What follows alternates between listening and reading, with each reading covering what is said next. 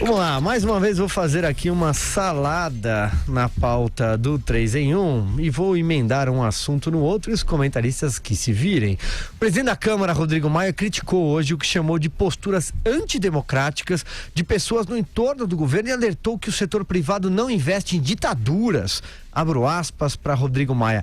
Reafirmar a democracia como o governo faz, apesar de alguns percalços no seu entorno, é fundamental. Durante palestra no evento Seminário Previdência, organizado pelo jornal Correio Brasiliense, Maia cobrou do governo como um todo uma posição mais proativa com as reformas. As declarações ocorreram no dia seguinte à discussão pública com o líder do governo na casa, o deputado Major Vitor Hugo. A gente comentou muito sobre isso no dia de ontem. Mas e aí, Andreasa, me ajuda aí com essa notícia. Silvio, é o seguinte, tem um componente objetivo aí nessa cultura beligerante do governo Bolsonaro, do bolsonarismo, né? Que, claro, ataca as instituições, ataca o Congresso, coloca o presidente, porque se hoje alguém me perguntasse sobre... Porque é disso que o Rodrigo Maia está falando, né? Ele não fala diretamente porque ele não quer se colocar como o contraponto, o outro lado, o antípoda das manifestações de domingo. Ele está se referindo a isso, porque as manifestações compreendidas como um ataque autoritário a uma instituição, ao poder da República, no caso, fundamentalmente, o Congresso Nacional, como se pode ver facilmente por meio dos áudios que circulam de lideranças caminhoneiras aí. Então, o que está dito aí, objetivamente, da parte do governo, tá? O que eu percebo, para além dessa cultura autoritária, é uma tentativa de colocar o presidente da República, Jair Bolsonaro, com todas as vênias, no lugar de vítima. Lembremos daquele texto de sexta-feira que ele divulgou, no lugar de vítima, encaixotado, perseguido, emparedado, engessado, paralisado pelas corporações, pelo establishment, pelo sistema que não deixaria governar. O que outra coisa não é do que uma justificativa torpe para a incompetência do governo. O governo Jair Bolsonaro, com raras exceções, é um governo incompetente, é um governo incapaz. O Jair Bolsonaro é alguém individualmente incapaz de ser presidente da República, como era incapaz de ser deputado federal. Eu não estou colocando aqui em dúvida a sua legitimidade para ser presidente da República, nem para que as manifestações aconteçam. São coisas diferentes. A manifestação tem que acontecer, mas eu desqualifico a natureza dela. Mas elas têm que acontecer, liberdade total para elas. E eu, embora reconheça, obviamente, a legitimidade do presidente eleito, acho que ele é um desqualificado para o cargo e que dá demonstrações disso diariamente. Inclusive no modo como se relaciona com o parlamento, para prejuízo não do seu governo, para prejuízo do Brasil. Se ele fosse minimamente apetrechado e tivesse consciência do que seja dinâmica política, atividade política, que é a democracia representativa, a reforma da Previdência já estava aprovada integralmente. Mas ela vai sangrar, ficar reduzida, porque o governo investe na cisânia. No final das contas, dane-se a reforma da Previdência.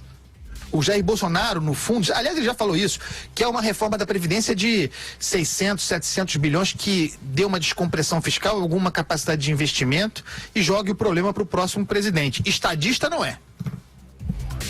E olha só, minha cara Vera Magalhães, eu sigo aqui dando cavalos de pau na nossa pauta, porque o presidente Jair Bolsonaro falou hoje durante o café da manhã com os jornalistas, algo que ele tem feito mês a mês, a seguinte frase: quem defende o fechamento do Supremo Tribunal Federal e do Congresso Nacional, atenção, está na manifestação errada, disse ele. O atenção fui eu que falei.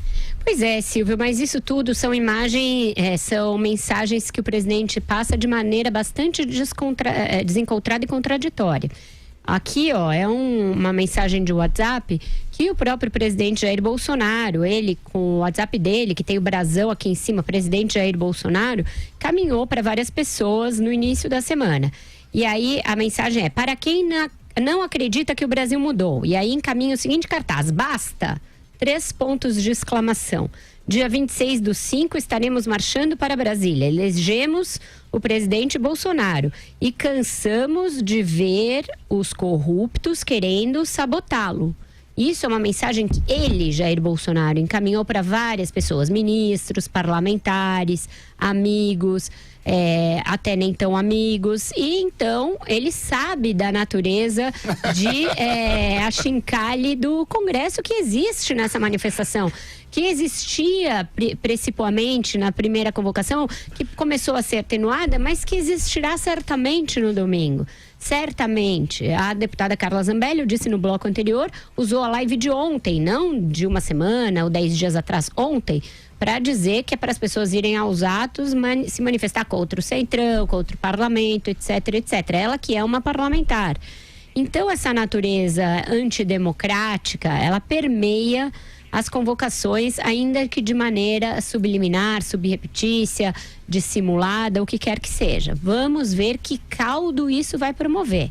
Porque as coisas nesse governo são de tal forma inéditas e de tal forma esse ineditismo, ele flerta com a anti-institucionalidade, que você tem de misturar todos os ingredientes, deixar fermentar e ver o que acontece. Vamos ver com que disposição esses deputados que ficarem com a orelha quente no domingo vão voltar a Brasília na semana que vem. Vamos ver o governo, se precisar desses deputados para uma pauta não só da reforma da Previdência, mas das outras medidas do pacote de destravamento da economia do ministro Paulo Guedes, vão poder contar com deputados que foram expostos ao pelourinho da opinião pública. Eu acho que as pessoas podem até ter uma síndrome de Estocolmo, gostar de ser xingadas e tal, mas não acho que isso seja algo que acometa o Congresso como um todo. Acho que as pessoas, depois de levar muita pancada, pode ser que queiram se dissociar do governo. Então é importante que o presidente e os ministros e os principais líderes do PSL, seria importante que realmente ficassem longe das manifestações. Vamos ver se eles vão aguentar o comichão de ir pra rua. Quero ouvir Alexandre Borges. Vamos só lembrar a cronologia aí desses últimos dias, porque já havia, claro, um clima não muito favorável entre governo e Congresso, mas na terça-feira o presidente da Câmara, Rodrigo Maia, ele rompe com o líder do governo, Major Vitor Hugo, por conta de uma charge que ele teria distribuído no seu WhatsApp pessoal, que era alguém chegando com o Congresso com um saco de dinheiro e dizendo que era o diálogo, que é aquela velha história de que a política, a negociação, a articulação é sempre fisiológica, é sempre dinheiro. Isso dito pelo líder distribuído, uma charge distribuída pelo líder do governo, Major Vitor Hugo. Isso é dia 21, na terça. Ontem, na quarta, acontece essa celeuma, toda essa briga que a gente acabou de contar em detalhes. Ou seja, as relações estão absolutamente esgarçadas, o clima não poderia estar pior, mais azedo, e às vésperas da manifestação.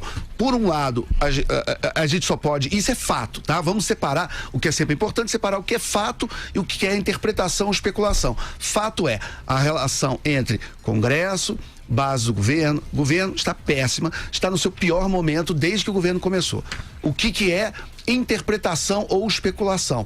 Qual é a intenção por trás disso? Isso é apenas uma barbeiragem, isso é amadorismo, tentativa de nova política, ou há uma aposta exatamente nessa confrontação, na ruptura, nos dias que antecedem a manifestação de domingo. Isso está em aberto, nós vamos ver qual é a aposta que está sendo feita. Agora, é bom que o Congresso não perca de vista os riscos que ele está correndo, em termos de imagem com a opinião pública. É bom que ele entenda essa coisa de chegar para trabalhar e não vender, e não ter uma narrativa, e não mostrar para a opinião pública o que está fazendo, vai gerar problemas muito sérios nesse sentimento de uma opinião pública que está cada vez mais reagindo às redes sociais, a memes, a charges, né? E às vezes algumas questões são complexas, precisam entrar no mérito. A gente estava falando no bloco anterior em relação ao COAF, né? Quer dizer, cria-se um slogan de que o COAF que não esteja com o Moro o COAF acabou, a Lava Jato acabou, e não é nada disso, isso não é verdade. Mas isso vira uma charge, isso vira um bordão, isso vira uma palavra de ordem que é espalhada por aí, as pessoas vão reagindo, sem entrar no mérito e entender necessariamente o que está em jogo, é bom que o Congresso entenda o que tipo de jogo está sendo jogado. Nesse ponto, sim, a política mudou.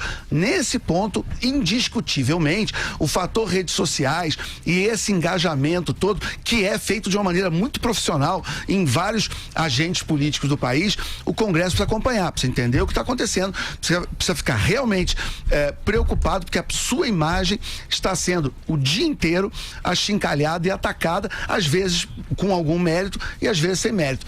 É bom que se entenda para onde a gente está indo e o tipo de profissionalismo e inteligência que precisa ser incorporada à comunicação do Congresso, do Poder Legislativo, ao lidar com as redes sociais.